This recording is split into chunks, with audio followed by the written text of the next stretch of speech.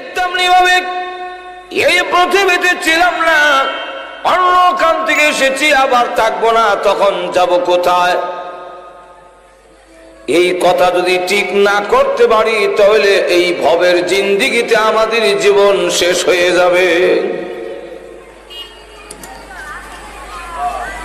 আমরা সকলে আসছি জান্নাত থেকে।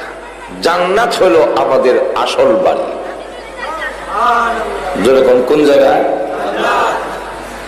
জান্নাত ছিল আমাদের আসল বাড়ি। এই পৃথিবীতে এসেছি, আবার ঘুরিয়ে নিয়ত হইল জান্নাতে আমাদের যেতে হবে। এই কথা যদি না বুঝেন, টার্গেট যদি ভুলে ফেলেন, আমার লক্ষ্য বস্তু যদি ভুলে ফেলি কোথায় যাব, তাহলে সারাদিন হাঁটলেও গন্তব্যস্থানে যেমন যাওয়া যাবে না। ঠিক তেমনি ভাবে আমাদের লক্ষ্য উদ্দেশ্য জান্নাত থেকে পৃথিবীতে এসেছি, আবার ঘুরে জান্নাতে যেতে হবে। এই লক্ষ্য বস্তু টার্গেট যদি ঠিক না থাকে তাহলে ভবের জিন্দেগিতে জীবন শেষ হবে, জান্নাতে আর ফিরে যাওয়া হবে না। একটু জোরে কর। আপনার লক্ষ্য বস্তু থাকতে হবে, যেই জান্নাত থেকে আইছি ঘুরে আবার এই জান্নাতও যাইতাম। জোরে কোন ঠিক নেই। এখন যদি জান্নাতে যাওয়ার নিয়ত ঠিক থাকে, এত যেই পথে চললে জান্নাতে যাওয়া যায় এই হতে যাবেন নাকি? আমার কথা বুঝেননি আপনারা? আল্লাহ তুই কিছু হা না তো করবে যাবেন কো? আমার নন্দনপুর বাজারে দোকান আছে, দোকানও যাই। যাবেন কো? খ্যাত যাও। নিয়ত যদি ঠিক থাকে যে আমি ব্রাহ্মণবাড়ে যেতাম, এটা ঠিক করার লাগে ঘর থেকে বের হওয়ার আগে আল্লাহ রাব্বুল আলামিন জান্নাতে যে আমাদের ঠিকানা, এটা আল্লাহ আদমকে এবং হাওয়াকে জান্নাতের ভিতরে রাখা টার্গেট ঠিক করে দুনিয়াতে পাঠাইছে। তোমরা এখান থেকে যাইতেছ, নিয়ত কিন্তু থাকতে হবে ঘুরে আবার জান্নাতে আসা। যেরকম ঠিক নেই। এই হিসাবে যদি নিয়তটা ঠিক করে আগায়, ব্রাহ্মণবাড়ে যাবো নিয়ত ঠিক করে যদি আটা শুরু করে, দূর আগাইব ব্রাহ্মণবাড়ির দিকে আগাইব, নন্দনহন বাজারে নামো, যত কদম দিব নন্দনহন বাজারের দিকে আগাইব। যেরকম ঠিক নেই।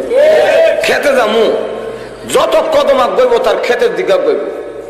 ঠিক তেমনি হবে আমাদেরও যদি টার্গেট ঠিক থাকে জান্নাতে যাবো, তাহলে আমার জীবনের যত কদম অগ্রসর হব, আমার জীবনের যত সময় যাবে তত আমি জান্নাতের দিকে আগাবো। আর যদি টার্গেট ঠিক না থাকে, উল্টা পথে আটে, জান্নাতে না গিয়া জাহান্নামের পথে পরিচালিত হবে। এই জন্য আসুন প্রথমে আমরা জেনে নিই কোথা থেকে এসেছি। আমরা সকলেই জান্নাতে ছিলাম। আদম এবং হাওয়া আমাদের দুজনে, আমাদের সকলের আব্বা আম্মা। গোটা মানব জাতির মা বাবা হলেন আদম এবং হাওয়া। তারা দুজন জান্নাতের ভিতরে ছিলেন। শয়তানের ধোঁকায় শেষ পর্যন্ত জান্নাত থেকে তারা বের হয়ে গেলেন। আর এই দুইজন পৃথিবীতে আসার কারণে তাদের মাধ্যমে আমরাও এই দুনিয়াতে এসে পৌঁছে গেছি। যেরকম ঠিক নেই। কিভাবে এলাম? জান্নাতের ভিতরে আল্লাহ আপনি আমার সকলের রূহ তৈরি করে রেখে দিয়েছেন। সেখান থেকে মা বাবার মাধ্যমে মার পেটের ভিতরে যখন যায়, যেই জিনিস দিয়া মানুষ তৈরি করা হয়, ওই নাপাক জিনিসটা যখন মার পেটের ভিতরে যায়, সেখানে আল্লাহ রাব্বুল আলামিন ফেরেশতা তৈরি করে রেখেছেন। তারা হাতের তালুতে নিয়ে জিজ্ঞাসা করে, প্রভু গো, এরা কি কাজে লাগাবো না নষ্ট করে দিব? আল্লাহ রাব্বুল আলামিন বলেন, কাজে লাগাইবা না নষ্ট করে দিবা এখন আমার বলার কোনো প্রয়োজন নাই। আল্লাহ, এটা কি আমরা যে বানাইতাম চোখ কি জায়গা সমান সমান বসাইতাম না, একটু সেন্টার লড়াই দিব? অনেকে দেখবেন চোখের সেন্টারটা লড়াই, এই কারণে হ্যাঁ কোন দিকে চায় এটা বোঝা যায় না।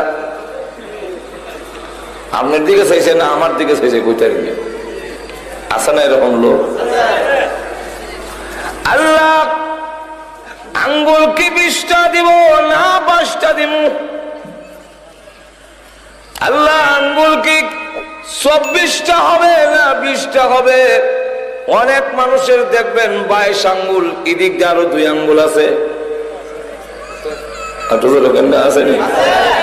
আঙ্গুল হইল এখন তো 20 আছে, এদিক দিয়ে আরো 2টা হইলে 22। আবার অনেক 24 আঙ্গুলও দেখছি।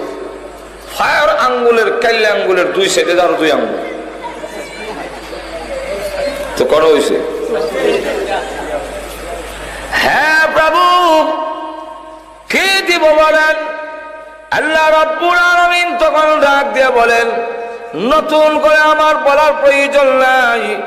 আমার একটা বউর আছে যার নাম লৌহে মাহফুজ। ওই বউটির দিকে তাকায় দেখো, সে মার রেহেমের ভিতরে ফ্যাক্টরির ভিতরে যাওয়ার 50,000 বছর আগে আমি আল্লাহ তার সুরত একটা বউরের মধ্যে লটকায় রেখে দিয়েছি। খালি দেখে বানায় দাও। যত মানুষ দুনিয়াতে আইছে আর যত মানুষ দুনিয়াতে আছে এবং আইব, সকলের ছবি সহ লৌহে মাহফুজ নামক বোর্ডের মধ্যে লটকাই। আরো আসতে কোন সুবহানাল্লাহ। আল্লাহ বলছে, وَكُلَّ شَيْءٍ أَحْصَيْنَاهُ فِي إِمَامٍ مُبِينٍ।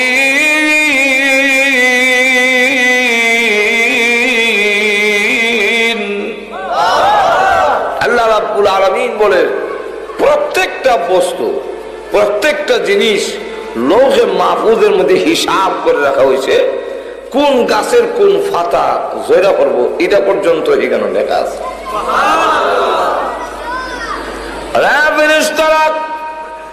আমার বলার প্রয়োজন নাই।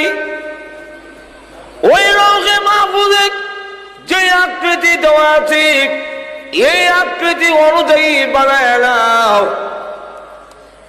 সবগুলো এখানেই দেওয়া আছে, দেখা দেখা বানায় নাও। তবে ওই জায়গা থেকে 1 চিমটি মাটি আনো, যেই জায়গাতে তার কবর হবে, দাফন হবে। 1 চিমটি মাটি ওই জায়গা থেকে আনো, যেই জায়গাতে তার মরার পরে কবর দেওয়া হবে। ফেরেশতারা তখন ওই জায়গা থেকে 1 চিমটি মাটি এনে নাভিটা গঠন করে দাও, নাভির মধ্যে মাটি মিশিয়ে দাও। তখন নাভিটা ওই মাটি মিশ্রিত করে বানানো হয়, যাকে যেখান থেকে আনা হয়। আপনাদের প্রশ্ন হইতে পারে, হিন্দুদেরকে তো আগুন দিয়ে জ্বালায় দেওয়া হয়, এরা তো আর কবরে দেয় না। যদিও সমস্ত শরীর আগুন দিয়ে জ্বালায় ফেলে, কিন্তু নাভি আগুনে জ্বলবে না। কেন জ্বলে না? এটার মধ্যে মাটি মিশাইল। সুতরাং সালি আর নাভি সহ যেই মাটিতে রাখা হয়, বুঝতে হবে এর দেহ বানানোর সময় ওই জায়গা থেকে মাটি এনেছে। কোন মানুষকে যদি পানিতে ভাসায় দেওয়া হয় আর লাশ পচে গলে শেষ হয়ে যায় পানিতে, এবারে তো কবর দিল না। সমস্ত শরীর পচলেও নাভি পচে না, নাভির মধ্যে মাটি মিশানো।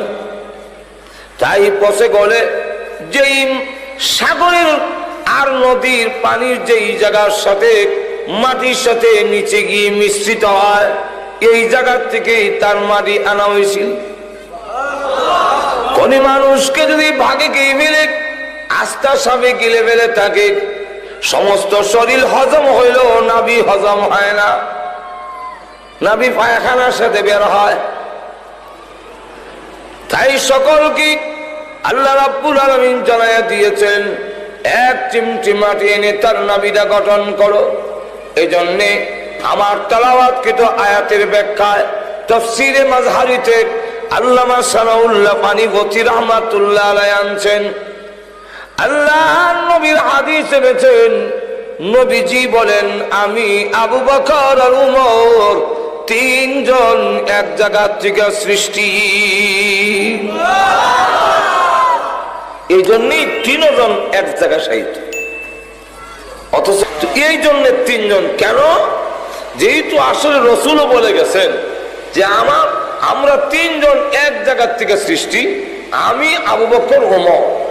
আর হাদিসের মধ্যে আসছে যাকে যেখান থেকে যেই মাটির থেকে সৃষ্টি করা হয়েছে সেই জায়গা তার কবর হবে। সেই হাদিস অনুযায়ী 3 জনের কবর তো একখানেই হওয়ার লাগে। ঠিক না? আমি বলতেছিলাম আলোচনা অনেক লম্বা, ওই লম্বা আলোচনা করার মতো সময় নাই। লক্ষ্য করে দেখুন আল্লাহ রাব্বুল আলামিন যে বলছেন মার পেটের ভিতরে তার নাভিটা গঠন করো, ওই জায়গা থেকে 1 চিমটি মাটি এনে বানাও, যেই জায়গাতে তাকে দাফন করা হবে এই কবরের মাটি এক জায়গায় আনো। ওই জায়গার মাটি নাভি গঠন করে গোটা দেহ আল্লাহ রাব্বুল আলামিন সৃষ্টি করে মার গর্ভ হইয়া এই দুনিয়ার জগতে আমাদের আগমন হইল। এই দুনিয়াতে আগমন হওয়ার পরে আল্লাহ রাব্বুল আলামিন জানায়া দিয়েছেন এই পৃথিবী বেশি দিনের নয়, তুমি কিন্তু বলে যাও না।